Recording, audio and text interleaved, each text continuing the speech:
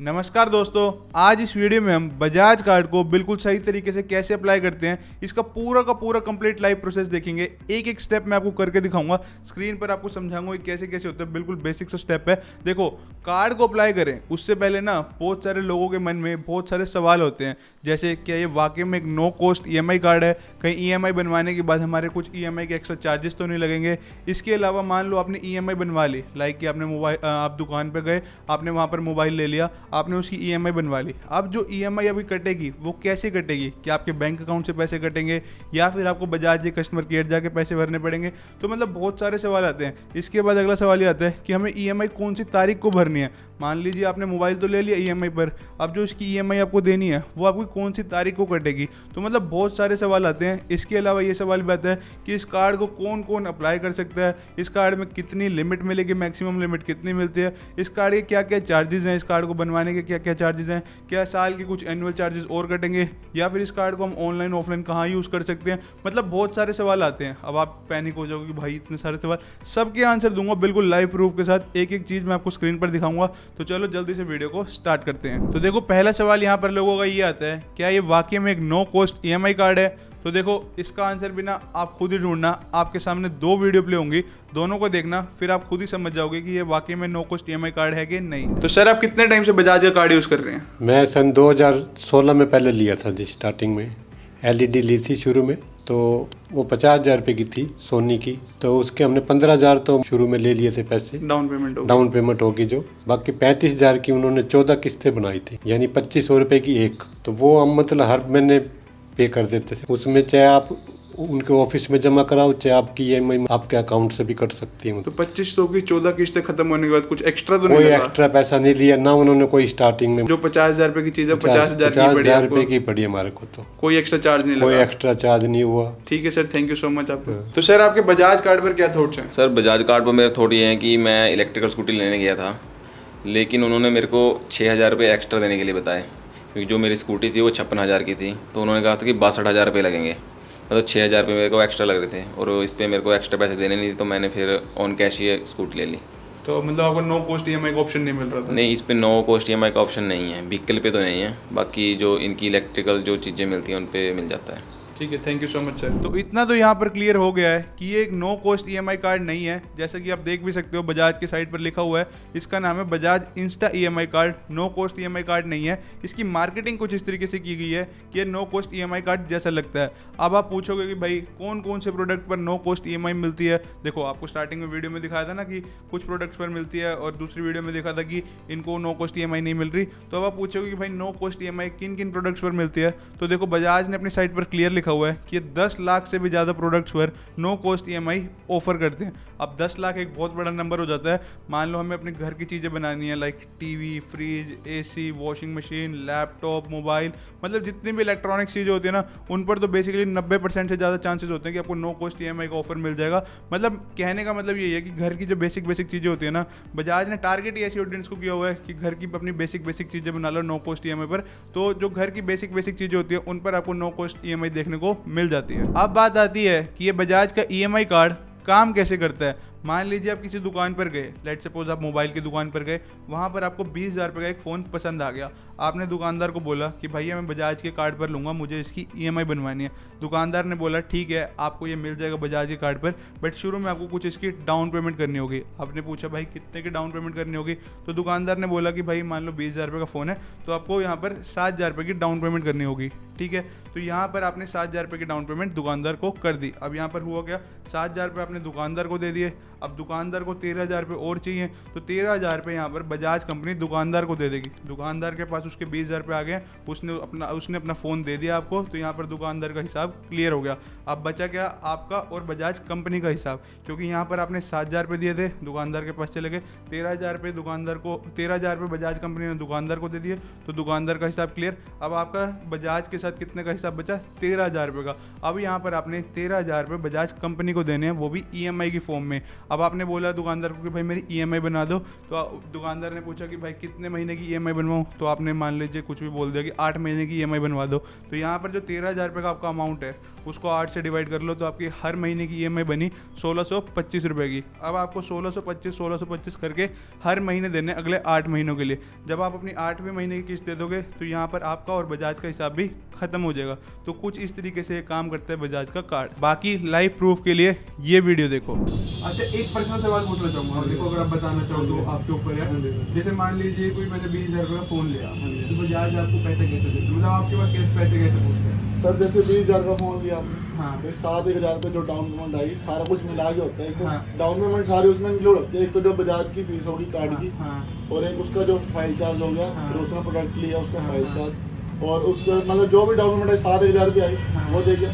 बाकी जो बैलेंस रह गया, हाँ। जो फोन का बैलेंस रह गया, हाँ। वो हमारे 2 या 3 दिन में खाते में अकाउंट में क्रेडिट हो जाएगा। अच्छा, मान लीजिए 20,000 रुपये का फ़ोन है, वो 7,000 रुपये डाउन पेमेंट दे गया, तो 7,000 रुपये तो आपके पास आ गए हैं। तो जो बाकी के बचे हुए 13,000 रुपये वो आपके 2 या 3 दिन के अंदर आपके पास आ जाते हैं, बजाज भेज देते हैं। तो आज में से कितने स्टार देना चाहोगे आप बजाज कार्ड को? सर हमारे लिए तो बढ़िया ही है, देखो। अच्छा, क्योंकि मतलब आपकी तो सेल बढ़ती है कि बजाज कार्ड से, हाँ जी। तो मतलब आप 5 में फिर भी कितना देना चाहोगे? 5 out of 5। 5 out of 5। Service अच्छी है कि भाई मतलब ज़्यादा मतलब पेमेंट रुकती नहीं। समझ गया।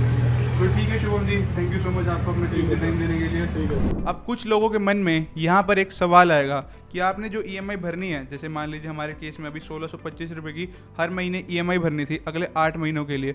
जैसे ही हम ये भर देते हैं तो हमारा हिसाब बजाज से क्लियर हो जाएगा। अब कुछ लोग पूछेंगे कि हम हर महीने EMI भरते हैं तो हमारे यहाँ पर कुछ एक्स्ट्रा चार्जेस तो नहीं कटेंगे, सिर्फ यही अमाउंट भरनी है ना, कि इसके अलावा पता चलेगा कि बाद में कुछ एक्स्ट्रा चार्जेस लग रहे हैं? तो देखो इसका भी मैं पूरा का पूरा आपको लाइव प्रूफ दिखाता हूँ। पिछले ही साल मेरे दोस्त ने एक फ़ोन लिया था, उसने EMI हर महीने भरी और लास्ट में उसका लोन क्लियर हो गया, उसको कुछ एक्स्ट्रा चार्जेस नहीं देने पड़े। मैं बिल्कुल आपको लाइव एक तरह से उसका बिल डाउनलोड करके सारा का सारा समझाता हूँ, आपके सामने ही रहेगा पूरा का पूरा लाइव प्रोसेस। तो चलो जल्दी से देखते हैं। तो मेरे दोस्त ने 21,000 रुपये का फ़ोन लिया और उसने वहाँ पर 7,000 रुपये की डाउन पेमेंट कर दी। अब बचे कितने? बचे 14,000 रुपये, और उसने 14,000 रुपये की EMI बनवा ली, वो भी अगले 8 महीने के लिए।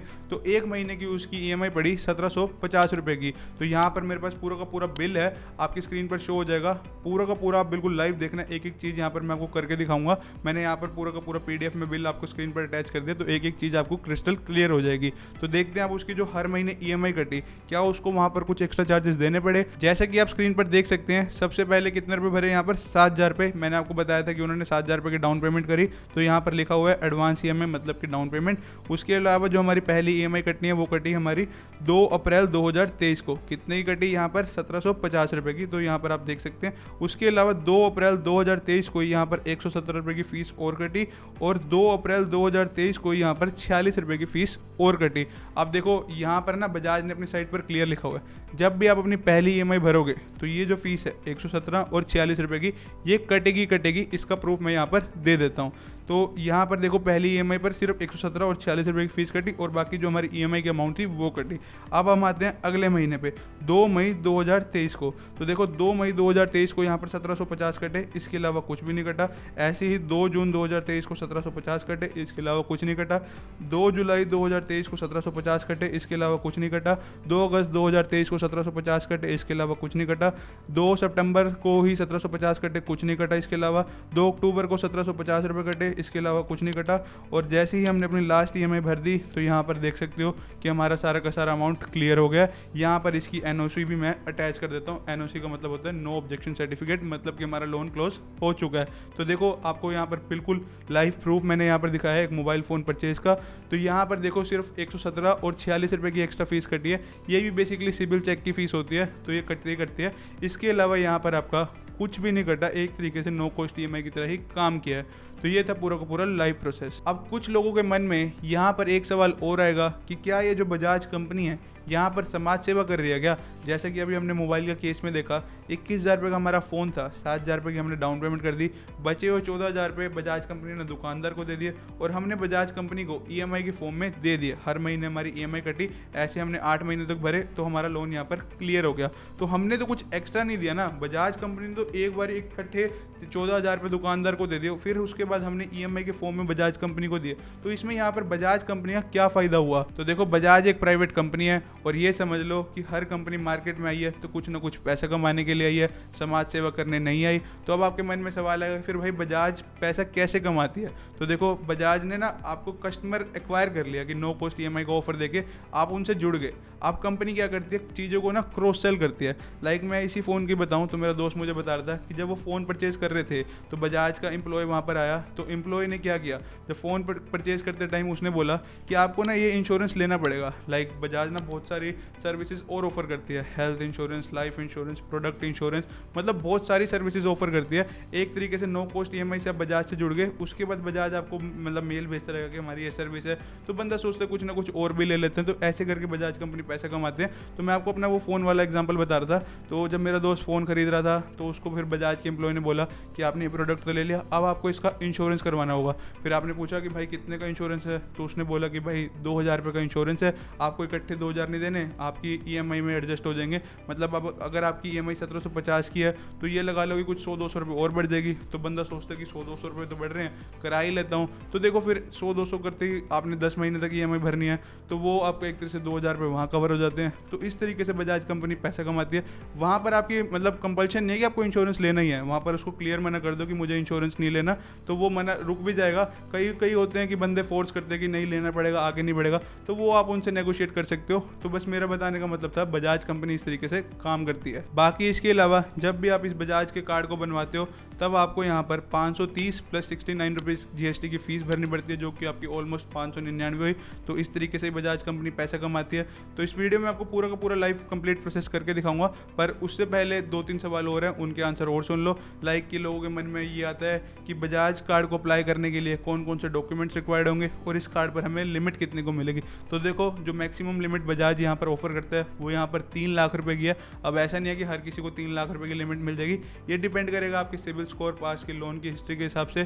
तो किसी को भी कुछ भी लिमिट मिल सकती है। वैसे जनरली ये जो कार्ड है ये हर किसी का अप्लाई हो जाता है। देखो एक रिक्शे वाले से लेके एक बिजनेसमैन के पास ये कार्ड है पड़ा, तो मार्केट में इस कार्ड की बहुत ज़्यादा डिमांड है और ऑलमोस्ट इजीली हर किसी का अप्रूव्ड भी हो जाता है। रही बात लिमिट की, तो लिमिट हर किसी की अपनी अपनी किस्मत है। किसी को 50,000 भी मिल सकती है, किसी को 60,000 भी मिल सकती है, किसी को 20,000 भी मिल सकती है, या फिर किसी को 3 लाख की लिमिट भी मिल सकती है। अब नेक्स्ट क्वेश्चन यहाँ पर ये आता है कि मान लो हमने EMI बनवा ली, तो अब हम EMI कैसे भरेंगे? क्या हमारे बैंक अकाउंट से कटेगी या फिर हमें बजाज के केयर में जाके EMI भरनी पड़ेगी? तो देखो आपके पास दोनों ही ऑप्शन है। जब भी आप देखो बजाज का कार्ड बनवाते हो ना, तब आपको वहाँ पर एक बैंक अकाउंट अटैच करना पड़ता है ताकि आपके पैसे ऑटोमेटिकली बैंक से कट जाएं। बैंक अकाउंट अटैच नहीं करोगे तो आपका कार्ड बनेगा ही नहीं, क्योंकि वहाँ पर प्रोसेस होता है कि एक बैंक अकाउंट अटैच होना चाहिए ताकि आपकी EMI ऑटोमेटिकली कट जाए। फालतू के कोई पैसे नहीं कटते। जब भी आप EMI बनवाओगे, जब भी आपने EMI बनवाई तो ऑटोमेटिकली जो भी डेट सिलेक्ट होगी तो उस डेट को वो पैसे कट जाएंगे। फिर दूसरा ऑप्शन है कि आप बजाज के सर्विस सेंटर जाके भी पैसे वहाँ पर EMI भर सकते हो। तो ये दोनों ही ऑप्शन आप चूज़ कर सकते हो। अब यहाँ पर बात है कि मान लो मैंने EMI बनवा ली, तो मुझे कौन सी तारीख को पैसे भरने पड़ेंगे? तो बजाज ने ना यहाँ पर 1 तारीख और 2 तारीख का कॉन्सेप्ट निकाला हुआ है। 1 तारीख है यहाँ पर बिजनेसमैन लोगों के लिए और 2 तारीख है यहाँ पर सैलरीड लोगों के लिए। तो जितने भी बिजनेसमैन लोग हैं तो उनके पैसे ऑटोमेटिकली 1 तारीख को उनके अकाउंट से कट जाएंगे, या फिर आप कस्टमर केयर जाके भी भर सकते हो। और 2 तारीख को जितने भी सैलरी क्लास लोग हैं तो उनके अकाउंट से कट जाएंगे। तो वो आप अपने अकॉर्डिंगली देख लेना। अब यहाँ पर बात आती है कि इस कार्ड को बनवाने के लिए डॉक्यूमेंट्स कौन कौन से चाहिए। तो इस कार्ड को बनवाने के लिए बेसिकली आपके पास आपका पैन कार्ड होना चाहिए, आधार कार्ड होना चाहिए और एक बैंक अकाउंट होना चाहिए। ईजिली किसी का भी ये बन जाएगा। तो अब मैं आपको पूरा का पूरा लाइव प्रोसेस दिखाता हूँ कि कैसे हम इस कार्ड को अप्लाई कर सकते हैं। तो बजाज कार्ड को अप्लाई करने के लिए नीचे डिस्क्रिप्शन में लिंक है। जैसे ही आप लिंक पर क्लिक करोगे तो आप बजाज की ऑफिशियल वेबसाइट पर आ जाओगे। जैसे कि आप स्क्रीन पर देख भी सकते हैं, हम बजाज कार्ड के लिए अप्लाई कर रहे हैं। यहाँ पर लिखा गया इंस्टा EMI कार्ड।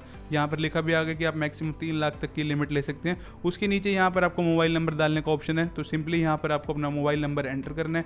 जैसे ही आप मोबाइल नंबर एंटर करोगे तो उसके बाद नीचे ऑप्शन है यहाँ पर गेट इट नाउ का। तो गेट इट नाउ के ऑप्शन पर क्लिक करते ही अब आपके फ़ोन पर एक OTP आएगा। तो सिंपली यहाँ पर वो OTP यहाँ पर आपको एंटर करना है। OTP डालने के बाद लिखा हुआ है यहाँ पर आपको अपना फुल नेम एंटर करना है। पर ध्यान यहाँ पर ये रखना कि नीचे लिखा हुआ है कि जो नाम आपको, जो फुल नेम आपका पैन कार्ड पर है, सेम वही नेम यहाँ पर आपका होना चाहिए। तो जो भी नाम आपका पैन कार्ड पर है वही नाम यहाँ पर एंटर कर देना। नेम एंटर करने के बाद सिंपली यहाँ पर आपको प्रोसीड के ऑप्शन पर क्लिक करना है। अब जैसे ही हम प्रोसीड के ऑप्शन पर क्लिक करेंगे तो यहाँ पर आपकी पर्सनल डिटेल का ऑप्शन आएगा। तो यहाँ पर आपकी ऑटोमेटिकली डिटेल फैच हो जाएंगी। तो बेसिकली जो डिटेल्स हैं उसे एक बार वेरीफाई कर लेना। अगर आपको कुछ भी चेंजेस लगे तो अपने अपने अकॉर्डिंगली ठीक कर लेना। तो ये सारी चीज़ें करने के बाद नीचे आपके पास ऑप्शन होगा, पूछा गया है कि आपसे कि आपका एम्प्लॉयमेंट टाइप, कि आप सैलरीड क्लास हैं कि सेल्फ एम्प्लॉयड, मतलब कि आप अगर आप कहीं पे काम करते हैं या फिर आपका खुद का बिजनेस है। अगर आपका खुद का बिजनेस है तो यहाँ पर सेल्फ एम्प्लॉयड सिलेक्ट कर लेना, अगर आप कहीं काम करते हैं तो यहाँ पर सैलरीड सिलेक्ट कर लेना। उसके बाद आपसे आपका जेंडर पूछा गया तो जेंडर आप अपने अकॉर्डिंगली सिलेक्ट कर लेना। ये सारी चीज़ें सिलेक्ट करने के बाद नीचे सिंपली यहाँ पर आपको प्रोसीड के ऑप्शन पर क्लिक करना है। अब प्रोसीड के ऑप्शन पर क्लिक करते ही यहाँ पर ना थोड़ा सा टाइम लेगा, तो आपको बैक नहीं करना। जैसे कि आप देख सकते हैं यहाँ पर लिखा गया congratulation your approved insta EMI card limit is 1,35,000 रुपये। तो यहाँ पर लिखा हुआ है कि आपको जो लिमिट मिली है वो 1,35,000 रुपये की है। तो देखो अभी हमें यहाँ पर लिमिट तो मिल गई 1,35,000 रुपये की, पर अभी हमारा कार्ड नहीं बना। जैसा कि आप नीचे देख सकते हो यहाँ पर हमारे पास कोई कार्ड नंबर वगैरह कुछ नहीं आया, बस इन्होंने बता दिया कि आपको मैक्सिमम 1,35,000 रुपये की लिमिट मिल रही है। क्या आप इससे खुश हो? अगर खुश हो तो नीचे प्रोसीड फॉर वेरिफिकेशन कर देना। अब हम कार्ड के लिए अप्लाई करेंगे, तो हम यहाँ पर प्रोसीड फॉर वेरिफिकेशन कर देते हैं। जैसे ही हम प्रोसीड फॉर वेरिफिकेशन पर क्लिक करेंगे तो यहाँ पर हमारी ऑटोमेटिकली डिटेल्स आ जाएंगी। उसके नीचे एड्रेस है, तो एड्रेस अपना एक बार चेक कर लेना। एड्रेस चेक करने के बाद सिंपली यहाँ पर आपको कंफर्म के ऑप्शन पर क्लिक करना है। अब कंफर्म के ऑप्शन पर क्लिक करने के बाद आपके सामने कुछ इस तरीके का इंटरफेस आएगा। यहाँ पर लिखा हुआ है लिमिट डिटेल्स, मैक्सिमम लिमिट आपकी 1,35,000 रुपये मिल रही है। उसके बाद नीचे लिखा हुआ है फर्स्ट ट्रांजेक्शन लोन लिमिट आपकी है यहाँ पर 50,000 रुपये की। तो हर किसी के केस में अलग अलग होगी, तो यहाँ पर हमें 50,000 रुपये की मिल रही है। तो मतलब कि क्या है, तो जब भी आप अपनी पहली ट्रांजेक्शन करोगे ना इस कार्ड से, तो वो मैक्सिमम आप यहाँ पर 50,000 रुपये तक का ही लोन ले सकते हो, इससे ज़्यादा अगर नहीं ले सकते। उसके बाद आप अपना मैक्सिमम लिमिट यूज़ कर सकते हो 1,35,000 रुपये की। बट जो फर्स्ट ट्रांजेक्शन आपकी होगी, जो भी फर्स्ट आप लोन लोगे, तो वो यहाँ पर मैक्सिमम आप 50,000 रुपये तक का ही ले सकते हो। उसके बाद लिखा हुआ है यहाँ पर इस कार्ड को बनवाने की एक बार की ही ज्वाइनिंग फीस है, वो यहाँ पर 599 है। उसका ब्रेकअप भी दिया हुआ है। कार्ड फीस आपकी 530 रुपये लगेगी। अदर कन्वीनियंस जो फीस है वो यहाँ पर आपकी 69 की है। तो टोटल यहाँ पर आपको 599 रुपये की फीस पे करनी होगी इस कार्ड को बनवाने के लिए। तो सिंपली हम यहाँ पर नीचे प्रोसीड फॉर पेमेंट के ऑप्शन पर क्लिक कर देंगे। अब जैसे ही हम प्रोसीड फॉर पेमेंट के ऑप्शन पर क्लिक करेंगे, उसके बाद लिखा हुआ है कि आप अपने पैसे कैसे भरना चाहते हो। जो ये 599 की फीस है ये आप कैसे पे करना चाहते हो, तो बहुत सारे मोड आ जाएंगे, UPI, net banking, debit card, credit card. तो आप अपनी कन्वीनियंस के हिसाब से कुछ भी यूज़ कर सकते हो। तो हम यहाँ पर UPI ऑप्शन सिलेक्ट कर लेते हैं। UPI सिलेक्ट करने के बाद भी बहुत सारे ऑप्शन आ जाएंगे, गूगल पे, फ़ोन पे, भीम, पेटीएम। तो आप अपनी नीड के हिसाब से कुछ भी कर सकते हो। तो हम यहाँ पर गूगल पे सिलेक्ट कर लेते हैं। तो मैं जल्दी से पेमेंट कर देता हूँ पिन डाल के। तो जैसे कि आप देख सकते हैं हमने 599 रुपये की फ़ीस भर दी है और यहाँ पर हमारे पास हमारा कार्ड नंबर भी आ गया है। तो देखो अभी तक क्या हुआ था, हमें सबसे पहले स्टार्टिंग में कितनी मिली, लोन लिमिट मिली। उसके बाद यहाँ पर कार्ड नंबर आ गया। अभी तक हमारे पास कार्ड नंबर आया और लोन लिमिट आई। अभी ये कार्ड एक्टिवेट नहीं हुआ। एक्टिवेट करने के लिए ना हमें अपना बैंक अकाउंट अटैच करना पड़ेगा। तो बैंक अकाउंट अटैच करने के लिए हमें सिंपली यहाँ पर एक्टिवेट नाउ के ऑप्शन पर क्लिक करना होगा।